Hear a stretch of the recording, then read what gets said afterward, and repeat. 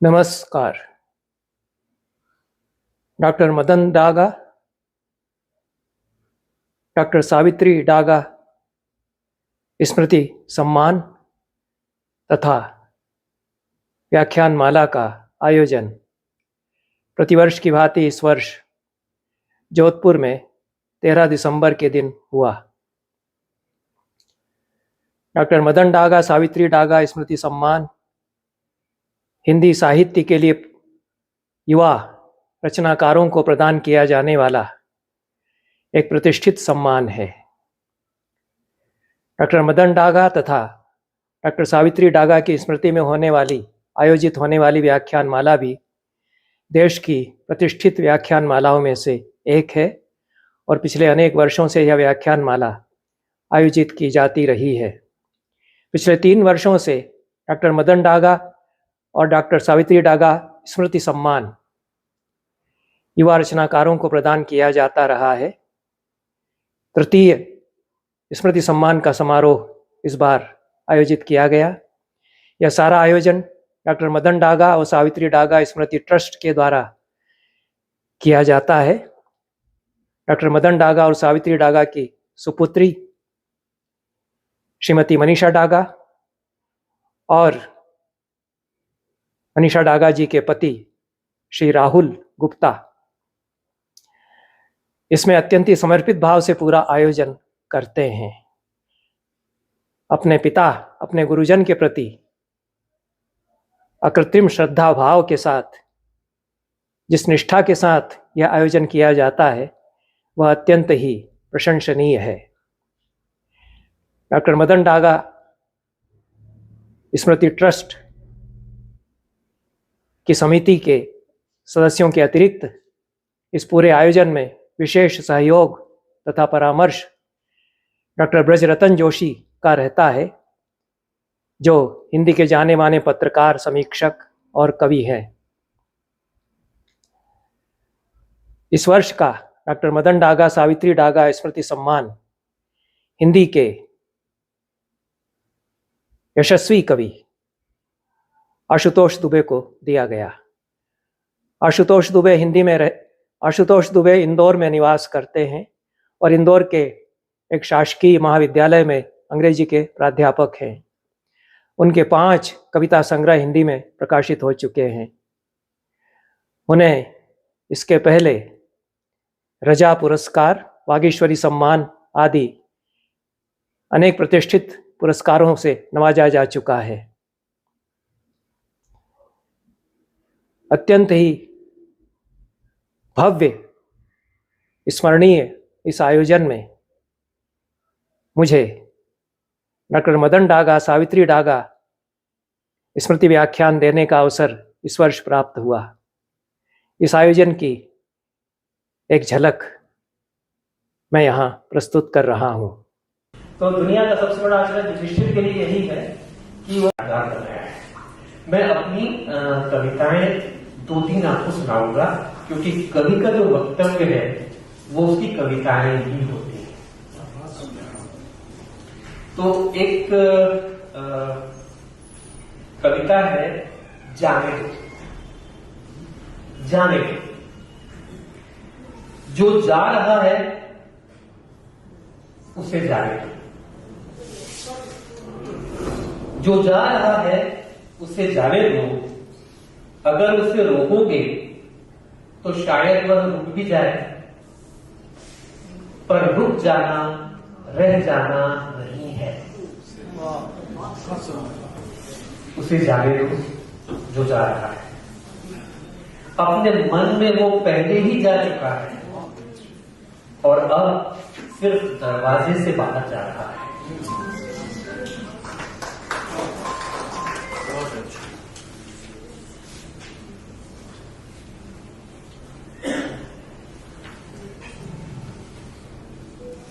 ये कविता है शक्ति के नियम।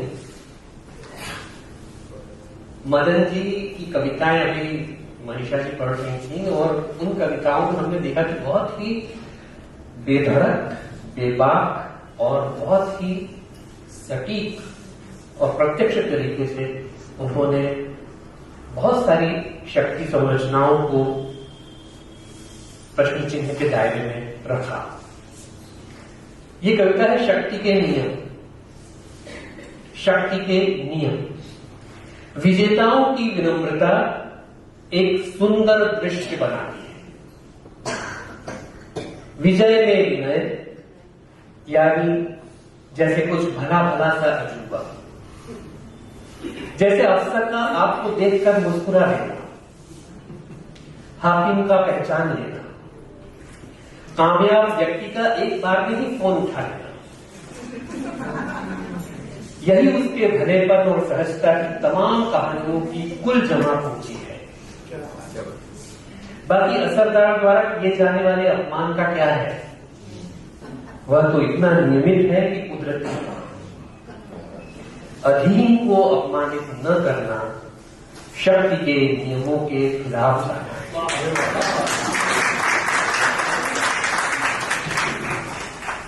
आज शनिवार है और ये कविता शनिवार रविवार को लिखी। इसका शीर्षक है बे टिकट। बे टिकट। शाम से ही खुमारी में आ जाता है शनिवार। शाम से ही, ये उनके लिए है जिनके लिए शनिवार वर्किंग डे है। उनके लिए नहीं, जिनके लिए शुक्रवार, उनके लिए शुक्रवार शाम से खुमारी में आ जाता है। शाम से ही खुमारी में आ जाता है शनिवार, बेवजह मुस्कुराता हुआ। मन कुछ हल्का रहता है, कुछ खुला खुला सा, ऐसा लगता है बर्बाद करने को पूरी जिंदगी पड़ी। शनिवार की रात एक बेफिक्र रात है। इसके अगले सिरे पर कर्कश अलार्म की निर्मम झिंझोड़ नहीं है। खिड़की से धूप जब चेहरे तक आएगी, घड़ी को घटा बताते हुए तुम चादर चेहरे पर खींच लोगे। रविवार दिनचर्या से बगावत का संकल्प है और कोई तुम्हें इससे डिगा नहीं सकता। तुम यह मन ही मन दोहराते रहते हो कि दोपहर छुप जाती है और रविवार के बदन में फैलने लगता है सोमवार का जहर। तुम अनमने हो जाते हो, दिन कभी बाकी है पर उस पर आने वाले दिनों के दुस्वप्न चमगादड़ों की तरह मंडरा रहे। तुम्हारे रविवार की जेब कट गई है और तुम्हें आने वाले सप्ताह में बे टिकट जॉब है।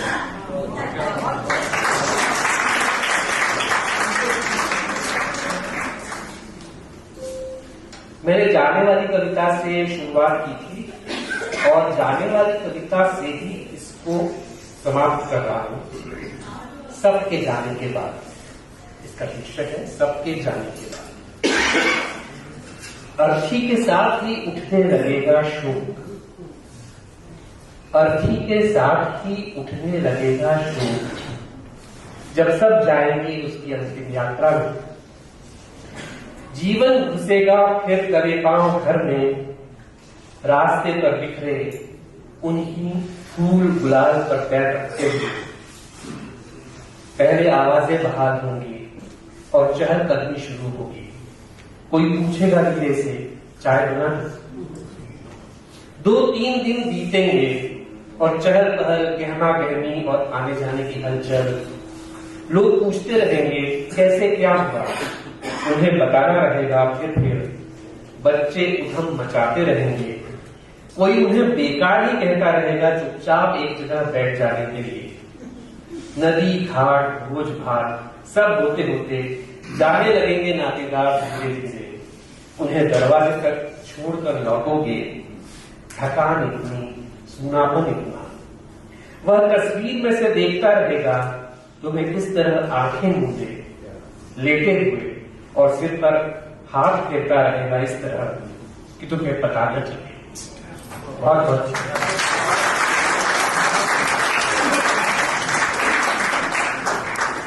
बगल में बैठे थे और जैसे रोमांचित थे वो। 500-660 छात्र संस्कृत के बैठे बड़े रोमांचित होकर के कह रहे हैं कि पाटिल जी मुझे तो अंदाज नहीं था कि आपकी यूनिवर्सिटी में इतने सारे विद्यार्थी। मैंने कहा ये तो डिग्री लेने आए हैं, हमारे यहाँ तो कई हजार हैं, एक कैंपस में 1,000 तक के लड़के हैं।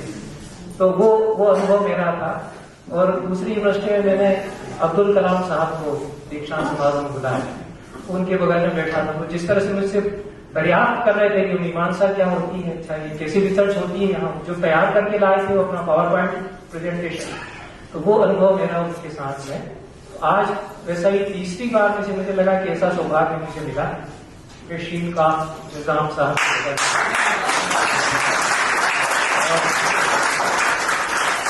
मैं इसलिए कह रहा हूं कि हमारे लिए तो साहित्य के जस्टिस पीएन भगवती और अब्दुल कलाम ये है, क्योंकि और जस्टिस पीएन भगवती होना क्या है ये तो शायद वो लोग समझ सकेंगे जो कुछ का जिनका न्यायालयों में कुछ जानकारी होगी कि वो क्या क्या विभूति है पीएन भगवती जो है और कलाम साहब। तो हमारे लिए साहित्यिक दुनिया में इनका वजूद, इनकी औकात वैसी ही है। और इस बार आए तो परिवार मेरा कुछ और बड़ा। मैं कहता रहता हूँ कि दो तरह के परिवार आपके होते हैं, उसके घर का परिवार है, उसकी दृष्टि से भी मैं सौभाग्यशाली रहा, बहुत सौभाग्यशाली रहा कि मेरी 3 बेटियों पर मुझे बड़ा गर्व है और पत्नी का मुझे हमेशा साथ मिला है पूरे जीवन में। लेकिन जो बड़ा परिवार है उसके बाहर का वो मेरा संस्कृत का साहित्यकारों का परिवार है, तो वो बढ़ता रहा। जो घर का परिवार है उसको मैंने ज्यादा नहीं बढ़ाया, बहुत ज्यादा तो नहीं बढ़ाया, लेकिन ये परिवार मेरा बढ़ता रहा। तो ये इस बार की यात्रा में और भी ये कुछ परिवार बढ़ा। ब्रजरतन जी तो हमारे साथ थे ही, ये तो जब एमए करके रिसर्च कर रहे थे तब से ही हमारे संपर्क में आए और तब से बराबर इनसे संपर्क है। लेकिन मनीषा डागा जी और कविता जी इसमें शामिल हुई, विशेष रूप से मनीषा जी को जानकर मुझे बहुत ही संतोष हुआ। आशुतोष जी को देखा हमने तो बहुत ही अच्छा लगा, इनकी कविताएं सुनकर के भी। तो ये मेरे परिवार में वृद्धि हुई, इस सब के लिए मैं बहुत फिर से धन्यवाद देता हूँ। मैं विषय पर आता हूँ और मैं मनीषा जी को भी धन्यवाद देता हूँ कि उन्होंने मेरा ये विषय अप्रूव कर दिया कि वो भी सख्त है। मैंने एक विषय भी इनको भेजा था, इन्होंने रिजेक्ट कर दिया। मैंने दूसरा विषय भेजा, वो फिर उन्होंने कहा कि ठीक है इस पर आप बोल दीजिए कि महाभारत के आश्चर्य के लोग पर मैं कुछ बातें करूंगा। अब महाभारत में हम जब घुसते हैं तो अनंत है, ऐसा लगता है कि महाभारत में कोई अंत ही नहीं है, और छोर उसका है, कहाँ से जाए और कहाँ से शुरू करें, कहाँ से समाप्त करें। और कई बार मैंने सोचा कि महाभारत के 18 पर्वों की कथा एक बार कह दूं, फिर मुझे लगा कि एक पर्व जो है वो साल भर में खत्म नहीं होगा। आदि पर्व अगर मैं ले लूंगा तो मेरे लिए असंभव होगा कि वो मैं महाभारत की कथा कह पाऊं। तो मैं छोटे मोटे प्रसंग उठा करके इधर से उधर से जो टिट मिल जाता है उस पर बोलता हूँ। आज भी मैं वही करूंगा। एक प्रसंग है महाभारत में कि यक्ष प्रश्न, आप सभी को याद है, उसकी ज्यादा तफसील में जाने की जरूरत नहीं है कि 5 पांडव वन में भटक रहे हैं, वन पर्व में है, वनवास के समय 12 साल का वनवास है, दोपहर का समय है, प्यास लगी है। युधिष्ठिर कहते हैं भाई देखो पानी कहीं हो तो एक एक करके भाइयों को भेजते हैं, लौट करके नहीं आते हैं चारों भाई। सहदेव जाते हैं, नकुल जाते हैं, अर्जुन से कहते हैं अर्जुन तुम देखो दोनों भाई नहीं आए, दोनों भाई। और फिर भीमसेन से कहते हैं चारों का पता नहीं चलता, युधिष्ठिर इंतजार करते रहते हैं। फिर युधिष्ठिर स्वयं जाते हैं, तालाब के किनारे देखते हैं कि चारों भाई अचेत पड़े हुए हैं। अब वो बहुत ही सुंदर है, क्या रिएक्ट करता है एक एक भाई। कोई यक्ष खड़ा हो जाता है, उनके साथ पानी नहीं पी सकते, ये मेरा सरोवर है, मेरे सवालों का जवाब पहले दो। ये लोग क्या क्या किस तरह से रिएक्ट करते हैं उसकी सब में नहीं जाऊंगा, तफसीलों में जाना माना भी प्रसंग है। जिस तरह से भीमसेन तंग करके कह सकते हैं कि मुझे तो बाद में देखूंगा, मेरे पानी को पी लूंगा इत्यादि, कुछ ऐसे ही अर्जुन सोचते हैं। लेकिन युधिष्ठिर जब जाते हैं वो देखते हैं कि अचेत पड़े हैं मेरे भाई, एक एक को देखते हैं ऐसा क्या हो गया, तो देखते हैं कि इन पर जहर का कोई प्रभाव नहीं लगता, जहर तो किसी ने नहीं दिया है, किसी ने इनको शस्त्र भी नहीं मारा, कैसे ऐसे हो सकते हैं कि निष्प्राण पड़े हुए। तो कहते हैं ये लौकिक असर नहीं है, ये कोई अलौकिक शक्ति है उसने ऐसा किया होगा, क्योंकि ये तो कोई ऐसा हो ही नहीं सकता कि ऐसे ऐसे अद्भुत वीर वीर मेरे चारों भाई इस तरह से अचेत हो जाए। तो कहीं कोई निशान नहीं है उनमें किसी तरह के प्रहार का, जहर देने का। ये युधिष्ठिर है। फिर वो कहते हैं कि ठीक है मैं ये लौकिक स्तर पर ये काम नहीं हुआ, कुछ अलौकिक स्तर पर हुआ, कोई डिवाइन पावर है, उससे मैं बाद में कुछ बात करूंगा, पहले पानी ही पी लूं। पानी जैसे पीने लगते हैं तो हमारे जैसा होता है कि यक्ष खड़ा हो जाता है दूसरी किनारे में, कहता है कि मेरे सवाल का जवाब मेरा तालाब है, तब पानी पी सकोगे।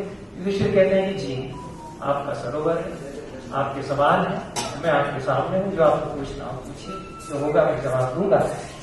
तब दुनिया के सबसे अच्छे दार्शनिक संवादों में से एक संवाद शुरू होता, अद्भुत है यक्ष प्रश्न, और उस पर कई आपको मिलेंगे यूट्यूब पर भी, मेरा भी एक उस पर वीडियो है, चाहे वो भी आप देख सकते हैं बाद में, कभी यहाँ मत बोलिएगा और मेरी भी कुछ बढ़ जाएगी कि आती उससे 0.001% में बढ़ जाएगी। तो ये यक्ष प्रश्न जो यक्ष और युधिष्ठिर का संवाद है वो आरंभ होता है। अब उसमें कई सवाल हैं, उसमें से एक सवाल है जो कि मेरे इस विषय से जुड़ता है, और मैंने उस पर बोला, उस समय तक मेरा ध्यान नहीं गया कि जो सवाल करने वाला है वो बहुत बड़ा फिलासफर है, वो जिस तरह से क्वेश्चंस फ्रेम कर रहा है, क्योंकि जो फिलासफर है वो सवाल को जिस तरह से बनाता है उससे लगता है कि वो क्या है। तो ये तो अद्भुत है जिस तरह से सवाल बनाए गए हैं, का वार्ता हिमाश्चर्यम का मध्या पश्चिम होते, उसमें से एक आखिरी के सवालों में से एक सवाल यह है, इसमें एक ही लाइन में 4 सवाल आते हैं। खबर क्या है, का वार्ता है, वो किमाश्चर्य, आश्चर्य क्या है, अचरज क्या है, और रास्ता क्या है, कौन खुश होता है, कौन मुदित होता है। 4 सवाल एक साथ आ गए। अब सुबह मेरा ध्यान पहली बार इस बात पर गया कि इस 4 सवालों में एक सीक्वेंस है, क्या खबर क्या है जानेंगे तब आपको ध्यान जाएगा कि इस खबर में कुछ चकित कर देने वाली बात है।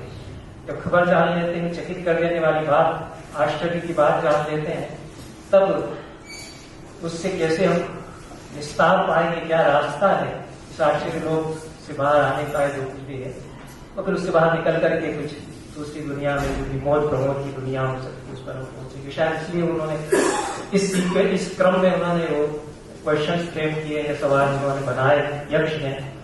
वो कौन थे तो फिर आप जानते ही हैं, तो मैं नहीं बताऊंगा, लेकिन युधिष्ठिर जो जवाब देते हैं वो पहले सवाल का जवाब मैं थोड़ा सा बताऊंगा क्योंकि उस जुड़ता है दूसरा सवाल जो क्या आश्चर्य है उससे। पहले सवाल में कि का वार्ता, खबर क्या है, ये उसके जवाब में कहते हैं, वो भी सबको याद है, श्लोक भी मैं नहीं बोलूंगा।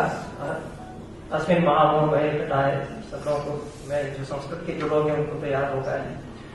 तो एक महामोह का महान कटा या कड़ाही है जिसमें कि सूरज की आग से, दिन और रात की ईंधन से, लकड़ियों से उनको जला करके, और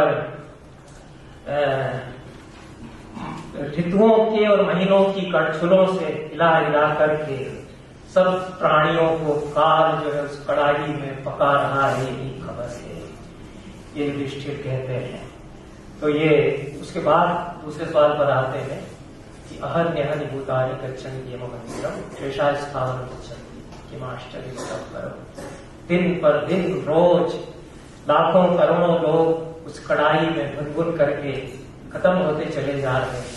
जैसे मुझे ऐसा लगता है वो चटोरा आदमी रहा, मेरे सामने हमेशा समोसे कड़ाई में चलते, उसकी सुगंध आ जाती है, तो जैसे थाली में बहुत सारे समोसे मैदा के उसके तिकोने भर के रखे हैं और डाल करके तल रहा है, निकाल रहा है, तो जो बचे हुए वो मैदा के उसके तिकोने में बने हुए समोसे सोचते हैं कि हम तो खुश हैं, हमें थोड़ी कोई तलेगा, वो तल गए, हम जिंदा है। वो जैसे मच्छी कटा के आए हो अमरता की, इस तरह से वो सोचते हैं।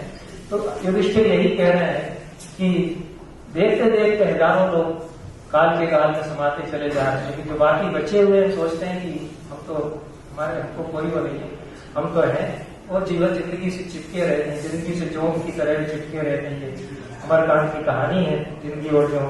तो ये आश्चर्य युधिष्ठिर के लिए सबसे बड़ा आश्चर्य, जब वो जो प्रश्न पूछने वाला है उसका स्टैंड क्या है, उसका पोस्टुलेशन क्या है, वो मतलब किस नजरिए से पूछ रहा है, युधिष्ठिर जानते हैं।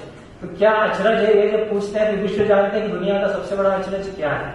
सवाल ये है असल में, तो समोसों की तरह काल का जो महाकाल है वो बड़े कड़ाहे में तल रहा है, प्राणियों को निकाल रहा है, बाकी जो बचे हुए हैं कच्चे वो समझते हैं कि हमारी तो बाहर आएगी नहीं अभी इत्यादि। ये बहुत आश्चर्य, वो मौत की तैयारी नहीं करते हैं, जीवन की क्षणभंगुरता को नहीं पहचानते हैं, तो अमृत तत्व को पा सकते थे जिंदगी में। इस पर भी फिर बहुत चर्चा आगे आती है और पूरा उपनिषद और महाभारत उसकी बात करता है। लेकिन अब ये इत्तेफाक की बात है कि आशुतोष जी ने जो 2 कविताएं सुनाई शुरू में और अखीर में, मुझे एकदम से लगा कि ये युधिष्ठिर जो कह रहे हैं उससे ही जुड़ती है, मतलब कि कहीं न कहीं किसी कोने से कि जाने दो, और जो दूसरी कविता है दोनों ही वो उससे युधिष्ठिर जो कह रहे हैं उससे कहीं न कहीं से जुड़ती है। ये इत्तेफाक भी हो सकता है, और एक आज का कवि जो हमारे बीच का है वो अपने अलग ढंग से अभिव्यक्ति करता है, लेकिन बात कहीं न कहीं से वो युधिष्ठिर की बात से जुड़ जाती है। अब तो आश्चर्य क्या है इसमें बताया गया है। अब मुझे लगता है कि आश्चर्य 2 तरह के होते हैं। एक तो सुखद आश्चर्य होता है, किसी कुछ बहुत ज्यादा लाभ हो जाए, करोड़ों की आमदनी एकदम से व्यापार में हो जाए, जिसकी उम्मीद नहीं, तो सुखद आश्चर्य होता है। हम जो है इनके बारे में जानते हैं, आदरणीय सावित्री डागा, मदन डागा के बारे में, तो बहुत सुखद आश्चर्य होता है कि कैसे कैसे लोग हमारे समय में रहे, उनके समय में हम जिंदा हैं, ये बड़ा हमारे लिए सुखद है। सुखद आश्चर्य भी होता है, जो मुझको ब्रजरतन जी बता रहे थे कि क्या क्या उन्होंने काम किए हैं मदन जी ने और सावित्री जी ने, तो वो बड़ा आश्चर्य चकित कर देने वाले कार्य इन लोगों ने किए, लेकिन वो सुखद आश्चर्य है। इसके पीछे सुखद आश्चर्य नहीं है, इसके पीछे जो आश्चर्य है उसके तल में वेदना है कि दुनिया कैसी और कहाँ जा रही है। तो महाभारत आश्चर्य का काव्य तो है ऊपर से, तो आश्चर्य के भीतर जो वेदना विधि हुई है उसका काव्य महाभारत है। महाभारत में जो आश्चर्य लोग निर्मित होता है उस वेदना की भित्ति पर, उस वेदना की नींव पर निर्मित होता है, जो उसकी पृष्ठभूमि में है। यह मैं इसलिए कह रहा हूं कि हम आश्चर्य से क्या समझते हैं। हम बचपन में, हम जब 6ठी-7वीं क्लास में थे तो हमने ये भूतनाथ के 6-7 खंड पढ़ डाले, और फिर उल्टे क्रम से हमने पढ़ा देवकीनंदन खत्री को। हमने पहले भूतनाथ के 7 खंड पढ़े जितने भी थे, और फिर चंद्रकांता संतति के पढ़े सारे खंड, और फिर चंद्रकांता पढ़ी हमने। तो हमको बड़ा लगा कि कितना बड़ा आश्चर्य लोग, अद्भुत इसमें हम हो जाते थे ज्यादा कि 40वीं उपन्यास की जो दुनिया है। फिर बाद में हमको हैरी पॉटर के बारे में पता चला, हैरी पॉटर के बारे में हमको अपने नातियों से पता चला। वो 5-6 साल के बच्चे, वो अमेरिका में हैरी पॉटर के इतने मोटे मोटे वॉल्यूम जो पतली प्रिंट में छपे हुए वो उसमें पढ़ रहे हैं लगातार, और एक 8 खंड पढ़ डाले फिर से शुरू कर देते हैं। क्या उसमें हैरी पॉटर में ऐसा गजब का है, तो हमने पढ़ना शुरू किया है, 2 खंड हमने पढ़े उसके, तो लगा कि जबरदस्त आश्चर्य लोग थे। जो देवकीनंदन खत्री ने 30वीं उपन्यासों में बनाया उससे भी कुछ ज्यादा गजब का इसमें रॉयल संजय जो भी महिला है वो खुद ही बड़ी आश्चर्य की दुनिया की है, तो उसने बनाया इसमें। फिर हमारी बेटी हमको अटलांटा में हैरी पॉटर का एक म्यूजियम है उसमें ले गई, तो क्या आश्चर्य लोग उन्होंने बनाया है, पूरे हैरी पॉटर की जितनी चीजें हैं सब उन्होंने क्रिएट कर दिया, जैसे फिल्म उस पर बनी थी वो सब। तो वो एक आश्चर्य लोग वो है, वो 30वीं उपन्यासों का, हैरी पॉटर के उपन्यासों का, फिलिस्म का। महाभारत का जो आश्चर्य लोग है उसको हम उस पर जब विचार करते हैं, मुझे लगता है कि ये जो आश्चर्य लोग हैं, हैरी पॉटर का हो या भले ही देवकीनंदन खत्री जैसी बड़ी विभूति के उपन्यासों का हो, वो नकली है इसके सामने। तो ये जो महाभारत का आश्चर्य लोग है असली है, क्योंकि इसके पीछे सच है, सच्चाई, खरी सच्चाई इसके पीछे है। उससे जो सच्चाई का आश्चर्य होता है ज्यादा खरा आश्चर्य होता है। वो जैसा कहते हैं कि सच्चाई जो है ज्यादा आश्चर्यजनक हो जाती है कई बार कल्पना से, तो महाभारत जिन सच्चाइयों का बयान करता है वो आश्चर्य बन जाती है हमारे लिए। ऐसा भी हो सकता है, तो जो कुछ महाभारत में सब कुछ आश्चर्य है। ऐसे चरित्र कहीं नहीं दुनिया में मिलेंगे, जैसे कि भीमसेन है, जैसे कि अर्जुन है, जैसे कि द्रौपदी है, जैसे नकुल सहदेव भी है, जैसे कि भीष्म है। और हम ये नहीं कह सकते ये तो हुए ही नहीं होंगे, ये तो कल्पना है, ये तो हुए थे। महाभारत पढ़ करके तो लगता है ये तो हुए थे। युधिष्ठिर के बारे में कहा जाता है, मैं नहीं कहता, किसी ने कहा है, बुद्धदेव दास गुप्ता है, बंगला के बड़े साहित्यकार हैं, अच्छे विवेचक हैं वो, और उनको कहीं अमेरिका में कहीं व्याख्यान देना था। पहला सवाल था यक्ष पूछता है युधिष्ठिर से, पृथ्वी से बड़ा कौन है? उसमें जो 9-10 वर्ष के बच्चे ने पढ़ा था, पहला सवाल है उसमें कि पृथ्वी से बड़ा कौन है? युधिष्ठिर कहते हैं पृथ्वी से बड़ी मां है। अब दूसरा सवाल, आकाश से बड़ा कौन है? उत्तर है पिता। मैं समझता हूं कि दो जवाब अगर हमारे बच्चों को समझ में आ जाए तो जाति धर्म सब छोड़िए, मुकद्दर मुल्क का नहीं, दुनिया का न सही, पर वो बेचारा जिसने कविता लिखी महाभारत की, वो कहता है कि इस बात को छोड़िए, ये देखिए कि आप नित्य प्रति महाभारत का पाठ करें, महाभारत का पाठ करें। जिसके घर में महाभारत ग्रंथ मौजूद है, विजय उसके हाथ में है। संस्कृत में इसलिए भी पढ़ रहा हूँ, दो पार्टी में कहते हैं एक नहीं दो है, मरवा देंगे जिसकी संस्कृत में बोलना सिर्फ ये बता रहा हूँ। और इसके अलावा अब इसका हीरो कौन है? आपने कहा युधिष्ठिर, एक ने कहा नहीं अर्जुन, तो इसका कहा नहीं कृष्ण, क्योंकि पंडित विद्यावास विष्णु तो ये मानते हैं कि ये तो कृष्ण का ही वाङ्मय रूप है, महाभारत जो है भागवत भी। तो ये विद्वानों का अपन इसमें काल फंसे, लेकिन ये बात वही जहां है। अभी मैं पिछले दिनों एक ऐसी जगह पे मौजूद था जहां ये बताया गया कि कृष्ण अवतार नहीं, हम बात तक सुनते हैं कृष्ण अवतार, वो कहते हैं कि किसी अवतार ने जो कुछ भी कहा वो अपनी जगह, कृष्ण अवतार नहीं विष्णु है, इसलिए वो पहली बार कहता है कि मेरी शरण में आ जाए। राम ये नहीं कहता है मेरी शरण में आ जाए, राम ये कहते हैं कि तू मेरी शरण में आया है, मैं उसकी रक्षा करूंगा। ये क्षत्रिय धर्म है, राम का नहीं। यानी ये अवतार का धर्म नहीं है कि जो उसकी शरण में आ गया वो उसकी रक्षा करे, एक क्षत्रिय का धर्म है। जबकि कृष्ण क्षत्रिय के धर्म की बात नहीं करते हैं, वो अर्जुन को पूरे यही कहते हैं तू मेरी शरण में आ जाए, मैं तुझे बहुत दूंगा।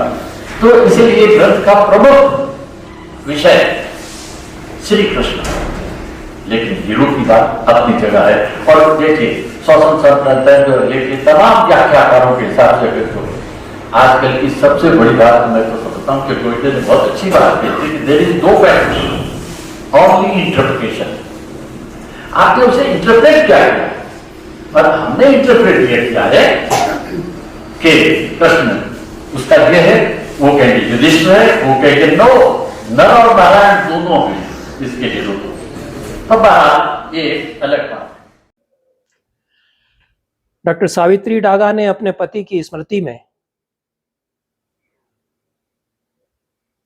एक साहित्य भवन का निर्माण करवाया था। यह साहित्य भवन नगर में साहित्यिक आयोजनों, संगोष्ठियों के लिए अत्यंत ही समीचीन स्थल है। इसमें मदन डागा का पुस्तकालय है और जोधपुर के नेहरू उद्यान के एक स्थल पर यह साहित्य भवन स्थित है। यह साहित्यकारों के लिए एक आकर्षण का स्थान है। आयोजन के दूसरे दिन हम लोगों को, इस आयोजन में सम्मिलित हुए अतिथियों को साहित्य भवन ले जाया गया। मदन डागा की कविताओं, सावित्री डागा की कविताओं से भी हम वहाँ रूबरू हुए और मदन डागा तथा सावित्री डागा की कविताओं पर कभी अन्य किसी अवसर पर मैं चर्चा करूँगा। पर निश्चित रूप से मदन डागा और सावित्री डागा हिंदी के महत्वपूर्ण कवियों में से हैं और यह कदाचित एक ही ऐसा उदाहरण मिलता है जिसमें कि दोनों ही दंपति न केवल जीवन में साथ साथ चले, साथ साथ कंधा से कंधा मिलाकर कार्य किया, अपितु कविता के क्षेत्र में, साहित्य के क्षेत्र में दोनों की उपलब्धियां स्मरणीय रही। सावित्री डागा राजस्थान विश्वविद्यालय में हिंदी की आचार्य रही और उनकी शिष्य मंडली जिस भाव से उनका स्मरण करती है, जो श्रद्धा भाव उनके लिए रखती है, उससे ही विदित होता है कि वे कितनी अच्छी अध्यापिका गुरु रही हैं। इस नगर के लिए, इस नगर में साहित्य सेवा करते हुए उन्होंने जो कार्य किया है वह वंदनीय और स्मरणीय है।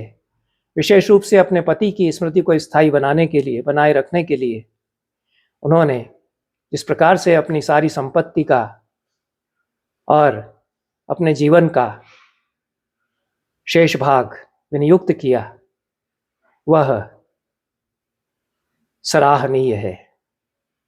साहित्य भवन की भी एक झलक मैं यहाँ प्रस्तुत कर रहा हूँ।